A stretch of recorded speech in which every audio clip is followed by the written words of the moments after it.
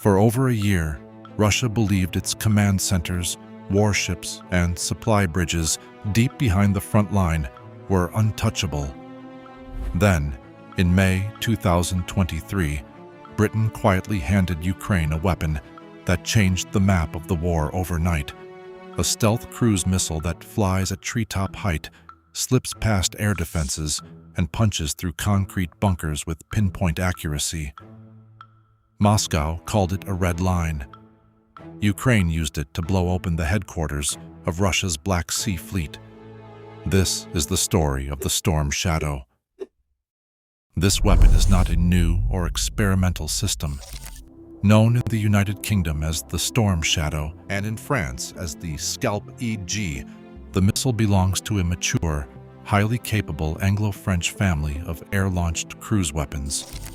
It is manufactured by MBDA, a joint European defense consortium owned by Airbus, BAE Systems, and Leonardo. The missile's lineage traces back to the French Apache system of the 1990s. The Royal Air Force formally accepted the Storm Shadow into service in 2002, and its combat debut followed a year later during the 2003 invasion of Iraq. There, British forces successfully deployed it to disable Iraqi air defense radars and key military communication nodes. Physically, the weapon belongs to the heavy, long-range strike class. It measures 5.1 meters in length, has a wingspan of approximately 3 meters, and weighs roughly 1,300 kilograms at launch. This massive physical footprint means that only specific, heavily modified strike aircraft can carry and launch the weapon. Acquiring this level of precision requires a major long-term financial commitment.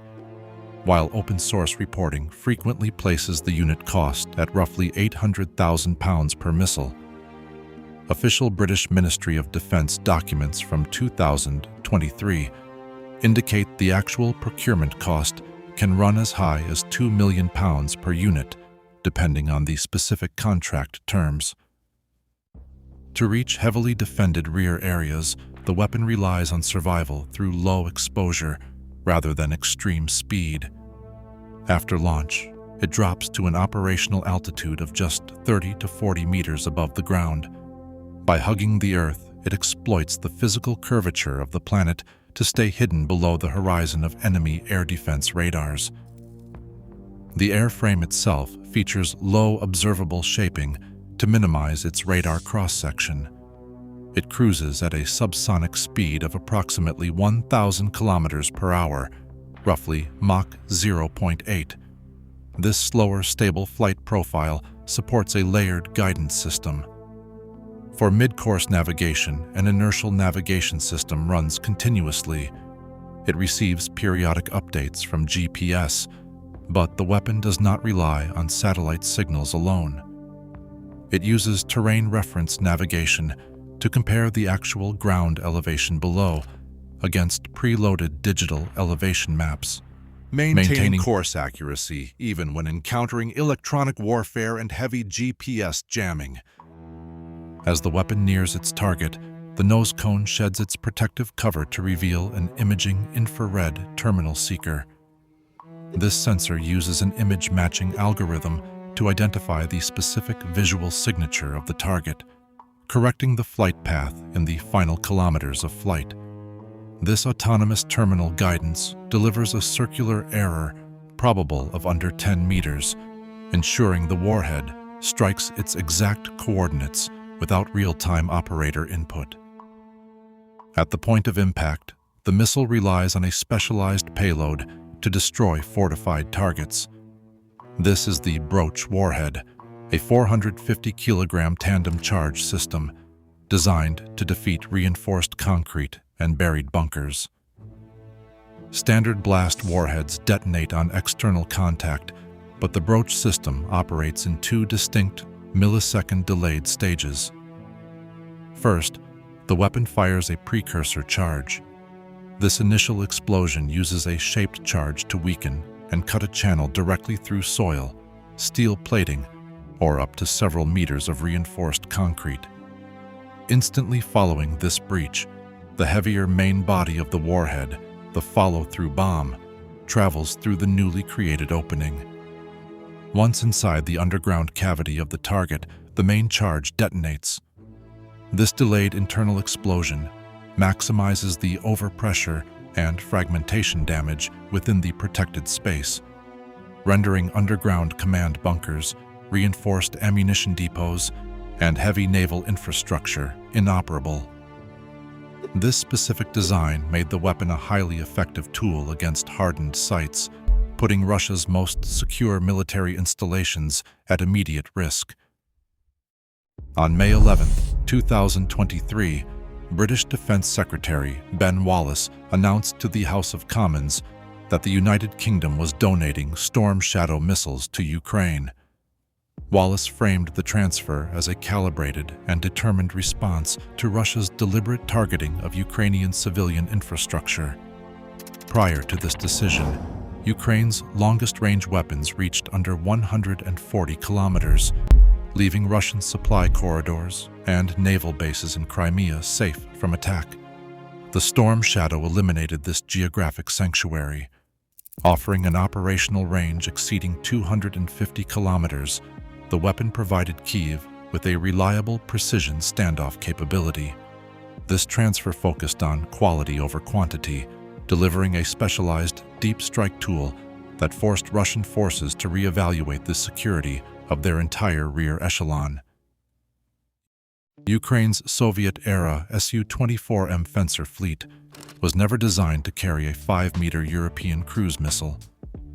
To bridge this technological gap, engineers turned to a practical hardware solution. They salvaged pylon adapters from retired Royal Air Force Tornado GR-4 bombers. These adapters were modified to secure the Storm Shadow's launch rails directly onto the underwing hardpoints of the Su-24M. But physical mounting was only the first hurdle. The aging bomber had to communicate with the modern missile's internal systems. Engineers bypassed the legacy analog avionics by routing digital fire control signals through a MIL standard 1553B data link bus.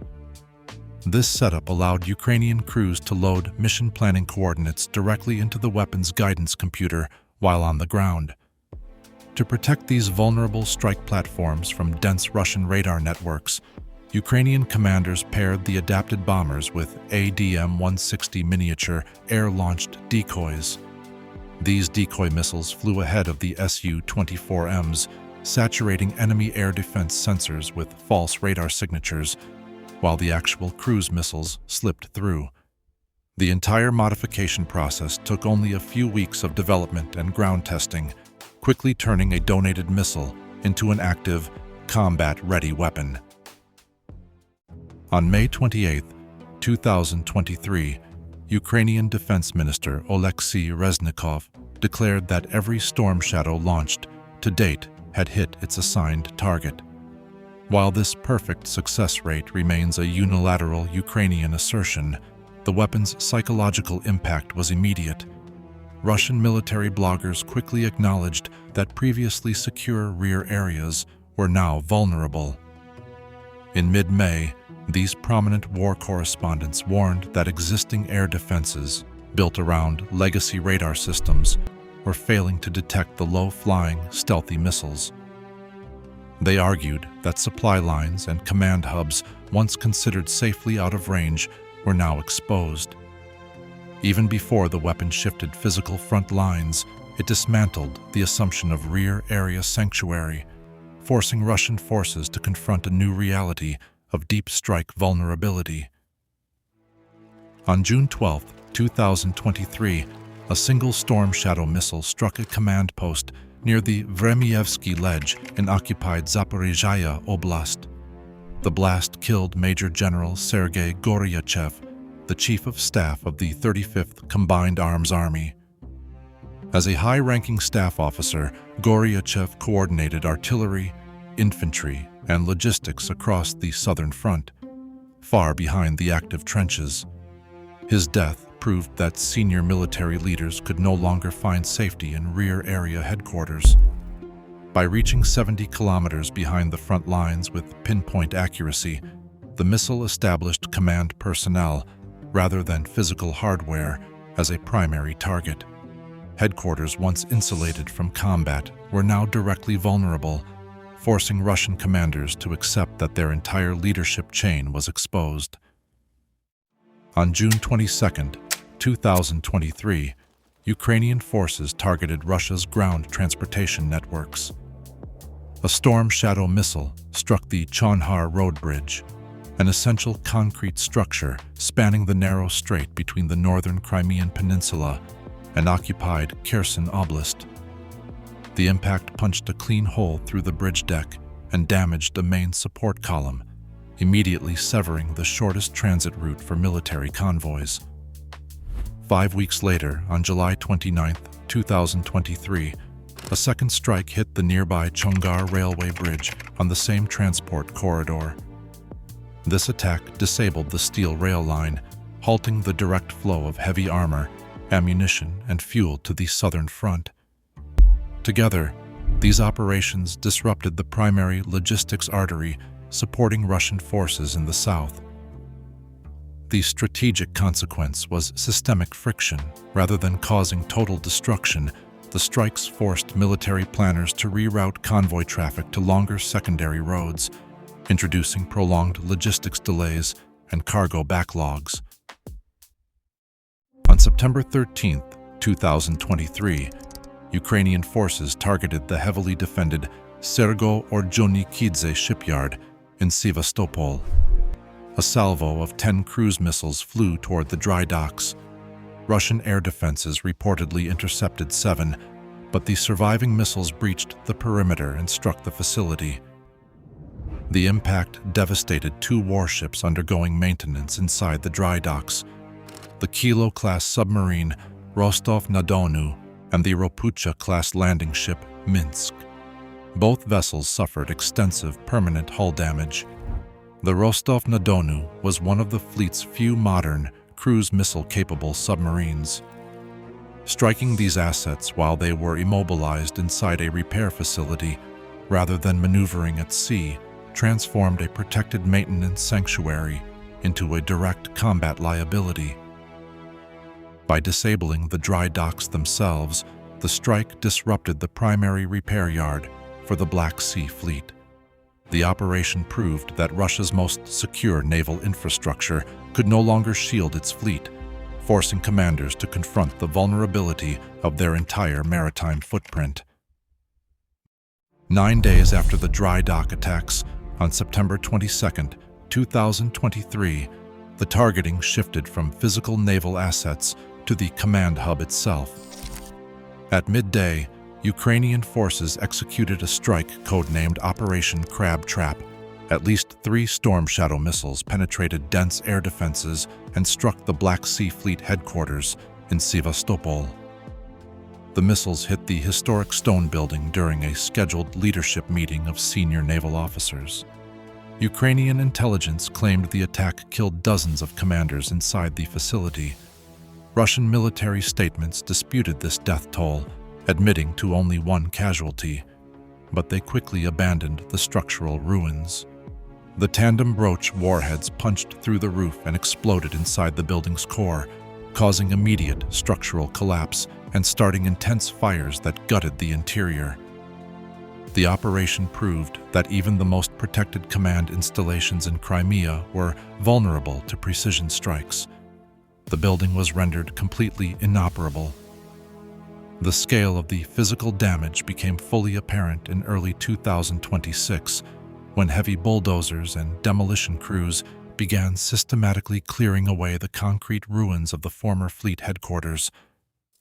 In early July 2023, a Ukrainian Storm Shadow missile suffered a system failure and crashed without detonating in the occupied Zaporizhzhia region. Russian recovery teams quickly secured the nearly intact weapon, and state media broadcasted close-up footage of the captured hardware. This salvage operation handed Moscow its most significant intelligence opportunity of the air war. Technical specialists in Moscow dismantled the composite airframe to analyze the radar-absorbent coatings and the dual-band infrared seeker. They also dissected the dual-stage fuse of the Broach warhead and mapped the internal firmware running on the GPS-integrated navigation boards. This intact recovery gave Russian engineers the physical data needed to refine their electronic warfare jamming and update their air defense radar tracking algorithms to counter the weapon. France expanded the Deep Strike campaign by adding its own Scalp EG missiles to Ukraine's inventory. President Emmanuel Macron announced the transfer of roughly 40 of these weapons, which belong to the exact same design family as the British Storm Shadow. Because both missiles have identical airframes, guidance packages, and physical dimensions, Ukrainian personnel avoided the need for additional engineering modifications or separate flight training. The common technology allowed for a single streamlined maintenance pipeline and overlapping employment logistics. This French contribution effectively doubled Ukraine's long-range arsenal, establishing a reliable, multi-nation supply system. Instead of dealing with episodic supply gaps, Ukrainian commanders maintained steady, continuous targeting pressure against Russian logistics and naval command structures. By October 2024, the persistent threat of these long-range strikes forced a permanent change in Russian naval basing. Sevastopol, the historic home of the Black Sea Fleet for over 2 centuries, was no longer a secure harbor. To protect its remaining warships, Moscow quietly withdrew its major surface combatants and amphibious vessels more than 300 kilometers east to Novorossiysk. This relocation changed how the fleet operated, forcing ships into longer, more vulnerable transits to support ground forces in southern Ukraine. It remains the ultimate strategic irony, a land-based conflict fought primarily with air-launched missiles, successfully pushed a major naval power out of its own historic stronghold. On November 20, 2024, the geographic boundaries of the air campaign shattered. For over a year, Western restrictions confined Storm Shadow strikes strictly to occupied Ukrainian territory. But one day after the United States authorized ATACMS strikes inside Russia, Ukrainian bombers launched up to 12 Storm Shadows directly into Russia's Kursk region. The target was a heavily fortified, buried command post in Marino, a facility housing Russian officers and North Korean troops. By striking the Russian mainland, Ukraine erased the final geographic boundary of the air war. On October 21, 2025, Ukrainian forces deployed Storm Shadow missiles in a coordinated strike against the Bryansk chemical plant, a Russian facility producing military explosives and rocket fuel. 7 months later, at dawn on May 27, 2026, another missile struck the Black Sea Fleet's naval aviation headquarters in Sevastopol, sending a plume of smoke over the port city. These operations, occurring years after the weapon's combat debut, proved its enduring operational relevance. Yet the campaign faced persistent realities.